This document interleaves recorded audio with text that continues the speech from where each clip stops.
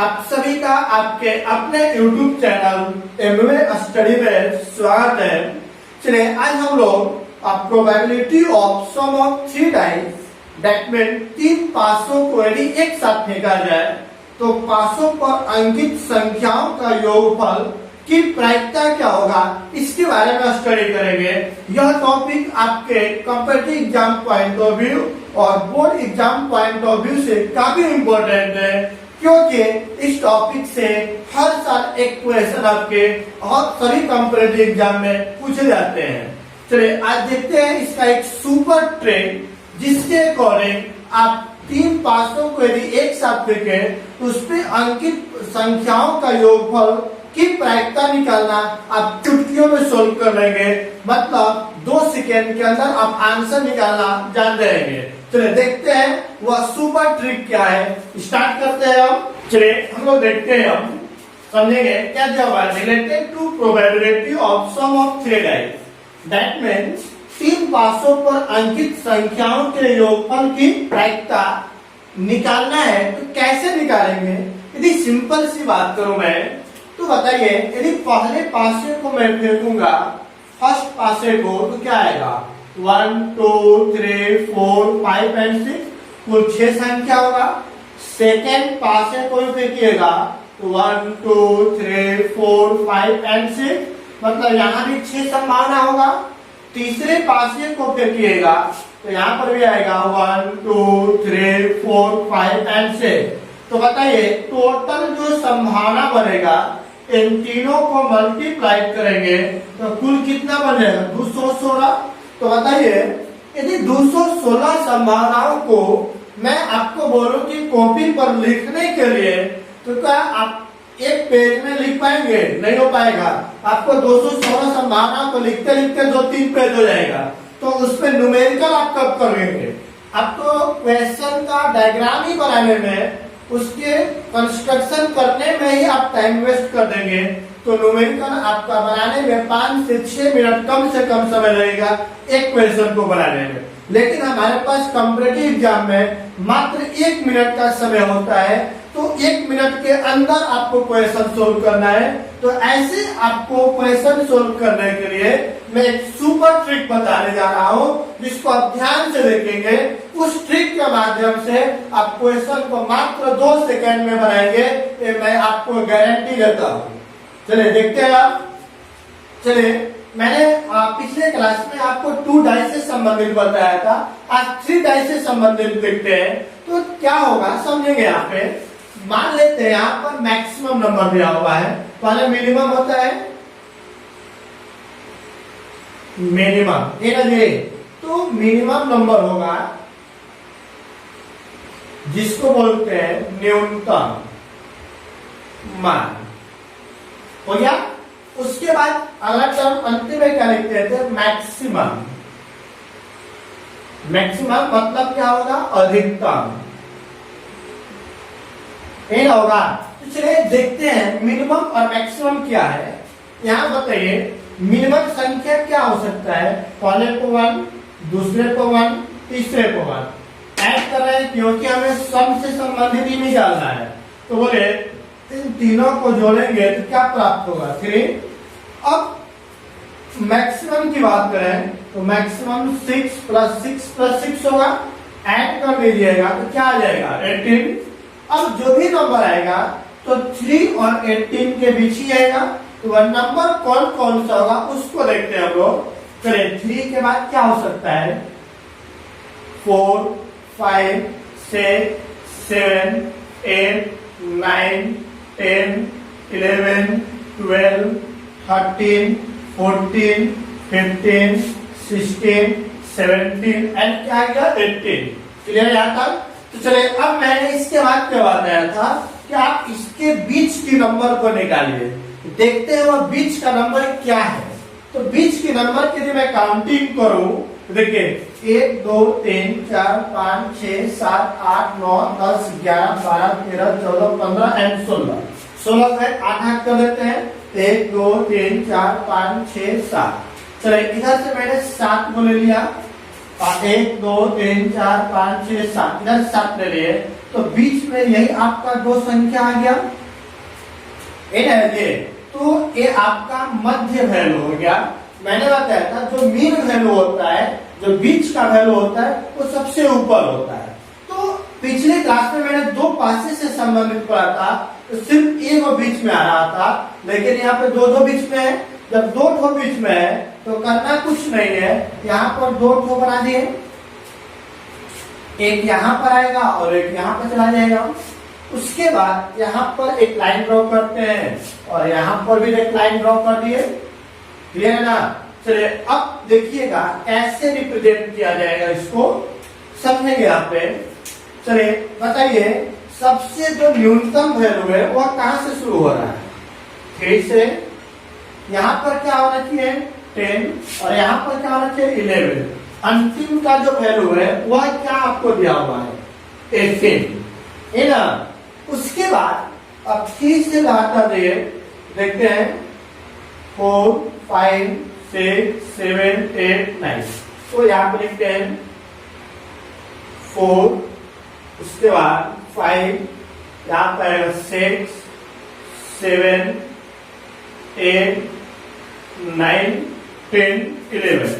अब इसके जस्ट सामने ही लिखेंगे और 12, इसके जस्ट सामने 13, इसके जस्ट सामने 14, इसके जस्ट सामने 16, इसके सामने लिखते हैं 17, है ना।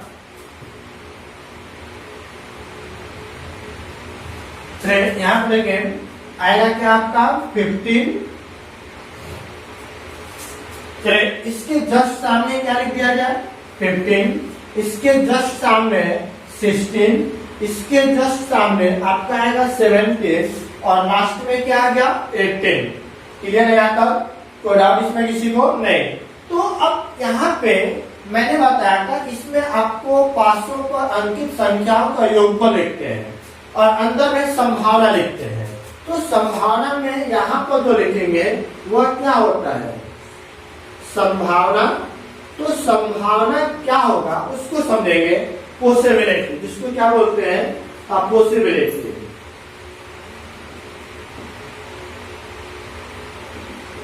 नहीं होता है। तो चलिए देखते हैं कैसे होगा। चलिए स्टार्ट करेंगे हम लोग हमेशा कहां से? 1 से।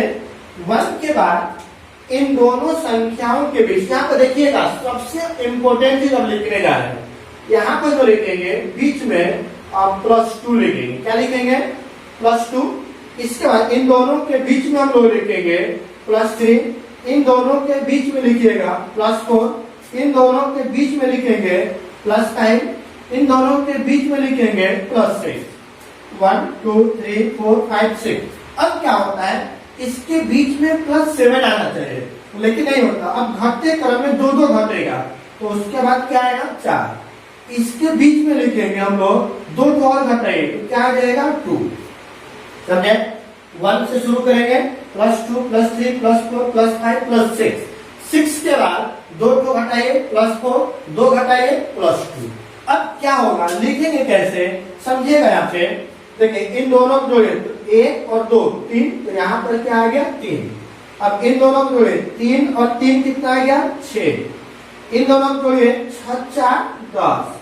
इन दोनों को जोड़िए, 10, 5, 15 और इन दोनों को 15, 6, 21। इन दोनों को जोड़िए तो बोले 21, 4 आपका हो गया 25। 25 और 2 कितना निकल गया? 27। क्लियर है? अब देखिए, अब इसके सामने लिखिए, 27 के सामने आपका आ गया 27, 25 के सामने 25, 21 के सामने 21, 15 के सामने 15, 10 के सामने 10, 6 के सामने 6 और यहाँ आ गया 3 और यहाँ क्या आ गया? 8। तो डाउट इसमें किसी को? नहीं। तो अब देखते हैं कि यहाँ पे क्या होता है। चलिए देखते हैं। यहाँ पे जो एक अंक है आपका, यह क्या होता है? 3 पासों पर अंकित संख्याओं का योगफल या possibility of sum of 3 dice. यहाँ पे जो पॉसिबिलिटी है वो 3 डाइस के योगफल और उसकी आने की जो संभावना है यहाँ पर रिप्रेजेंट कर रहा है। तो ये रिप्रेजेंट क्या हो रहा है? 3 आने की संभावना A, 4 आने की संभावना 3, 5 आने की संभावना 6, 6 आने की संभावना 10, 7 आने की संभावना 15 बार, 8 आने की संभावना 21, 9 आने की संभावना 25 और 10 आने की संभावना कितना होगा 27। इसी प्रकार यहाँ पर हो गया, यहाँ बढ़ते क्रम है, यहाँ घटते क्रम है। क्लियर बा? यहाँ पर लिखने के लिए मैंने बताया पहले शुरुआत करेंगे +1 से, 1 के बाद +2, +3, +4, +5, +6, +4 एंड +2। अब इन दोनों को जोड़िए 1 2 3 3 3 6 6 4 10 और 10 5 15 15 6 21 21 और 4 25 25 2 कितना हो जाएगा 27। क्लियर बा? अब आपकी यदि प्रायिकता निकालने के लिए बोला जाए तो आपको याद होना चाहिए कि प्रोबेबिलिटी ऑफ ई बराबर होता है नंबर ऑफ ई बटा में नंबर ऑफ एस, जहां नंबर ऑफ एस का वैल्यू कितना दिया हुआ है 216। तो क्या निकालेंगे आप प्रोबेबिलिटी ऑफ ई बराबर नंबर ऑफ ई बटा में एनएस का वैल्यू 216। क्लियर है? यहाँ तक कोई डाउट नहीं? यह आपकी हो गया प्रायिकता निकालने के लिए। अब इस पे कुछ मैं क्वेश्चन एक दो करता हूँ जिससे आपको एक कंसेप्ट ही क्लियर हो जाएगा कि क्वेश्चन कैसा दिया जाएगा। चलिए देखते हैं आप कुछ क्वेश्चन। आपको क्या क्या हुआ है कि यदि 3 500 को एक साथ फेंका जाए तो 500 पर अंकित संख्या के योग पर आने की प्रायिकता क्या होगा यदि संख्या क्या हो 10 हो। तो चलिए आप बताइए, आपको प्रायिकता निकालना है तो प्रोबेबिलिटी ऑफ ई बराबर क्या होता है एनी बटा में एनएस एना होता है। तो चलिए आप बताइए, आपको 10 आने की प्रायिकता निकालना है, 10 आने की संभावना कितना दे 27। तो क्या लिखेंगे 27 बटा में 216 और यही आपका क्या हो गया आंसर। क्लियर है? चलिए दूसरा में बोला गया 15 आने की प्रायिकता क्या है। तो बताइए 15 आने की संभावना क्या दिया हुआ 10। तो इसके लिए भी आप प्रोबेबिलिटी ऑफ ई बराबर एनी बटा में क्या होता है एनएस। तो एनी का वैल्यू कितना हो गया 15 आने की संभावना 10 बटा में 216। यही आपका क्या हो गया आंसर। कोई डाउट इसमें किसी को नहीं? यहाँ बोला 13 से बड़ी संख्या हो। तो चलिए अब आप बताइए 13 से बड़ी संख्या क्या क्या है 14 15 16 17 18 मतलब आ गया 14 15 16 17 एंड 18 है। तो इसकी प्रायिकता निकालना है। तो बताइए आपको प्रोबेबिलिटी ऑफ ई बराबर क्या होता है एनी बटा में एनएस है ना। तो बोले एनी 14 आने की संभावना क्या दिया हुआ है 15। तो 15 प्लस 15 आने की संभावना क्या दिया हुआ है 10 प्लस फिर 16 आने की संभावना 6 फिर 17 आने की संभावना 3 फिर उसके बाद 18 आने की संभावना 1। टोटल के बताना है कितना बन जाएगा 216। ऐड करें 3 1 4 6 4 10 5 15 और उसके बाद 1 1 2 और 1 3 है ना। बटा में कितना हो गया आपका 216। यही आपका क्या हो गया आंसर। तो अब इसमें किसी को नहीं? क्लियर है? ये देख लीजिए 10 10 20 और 15 35। क्लियर है? अब बोला जाए सम संख्या। तो सम संख्या क्या है 4 6 8 10 12 14 16 और 18। सम संख्या हो गया 4 6 8 10 12 14 16 एंड 18। क्या इसके अलावा और कोई सम संख्या है? नहीं। तो इसी की तो प्रायिकता मुझे निकालना है और प्रोबेबिलिटी ऑफ ई बराबर और एनी बटा में क्या होता है एनएस। तो बोले 4 आने की संभावना क्या दिया हुआ है 10 प्लस 6 आने की संभावना आपको दिया हुआ है 10 प्लस 10 आने की संभावना कितना हो गया आपका 27 प्लस उसके बाद लिखते हैं सॉरी 8 की। चलिए देखते हैं 4 आने की संभावना कितना दिया हुआ है 3 प्लस 6 आने की संभावना 10 प्लस 8 आने की संभावना 21 और उसके बाद 10 आने की संभावना कितना दिया है 27 प्लस 12 आने की संभावना आपको दिया हुआ है 25 प्लस और 14 आने की संभावना 15 प्लस 16 आने की संभावना आपको दिया हुआ है 6 और 18 आने की संभावना 1। टोटल के बटा में क्या दिया हुआ है 216। ऊपर ऐड करेंगे तो 108 बटा में 216 कटेगा तो 1 बटा में 2। यही आपका हो गया क्या चीज आंसर। कोई डाउट इसमें किसी को नहीं? क्या ऐसा क्वेश्चंस आएगा तो आप बना सकते हैं कि नहीं? बिल्कुल बना सकते हैं। कोई डाउट यहाँ तक किसी को नहीं? जब कोई डाउट नहीं है तो चैनल को लाइक शेयर एंड सब्सक्राइब तो बनता है। चलिए सभी लोग फटाफट चैनल को लाइक शेयर एंड सब्सक्राइब करें और साथ ही साथ कमेंट भी करें। कोई डाउट यहाँ तक किसी को नहीं? Thank you.